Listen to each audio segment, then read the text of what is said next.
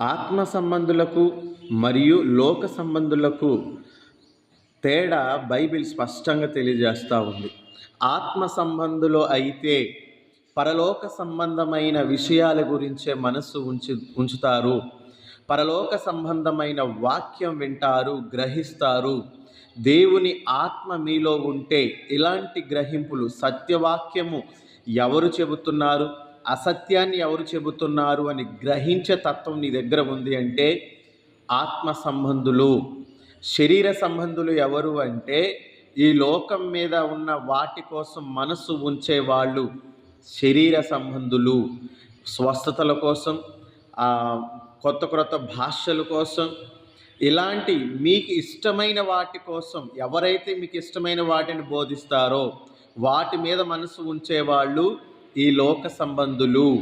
ఎవరైతే ఆత్మీయ సంబంధమైన పరలోక సంబంధమైన విషయాలను బోధిస్తూ ఉన్నారో, సత్యాన్ని బోధిస్తూ ఉన్నారో, గ్రహించే మనసు ఉన్నవాళ్ళు ఆత్మ సంబంధులు.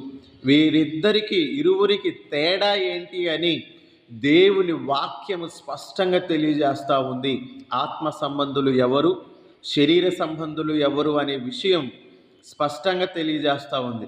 ప్రియమైన క్రైస్తవులారా, చాలా జాగ్రత్తగా ఉండండి. లోక సంబంధులుగా ఉండకండి, ఆత్మ సంబంధులుగా ఉండండి.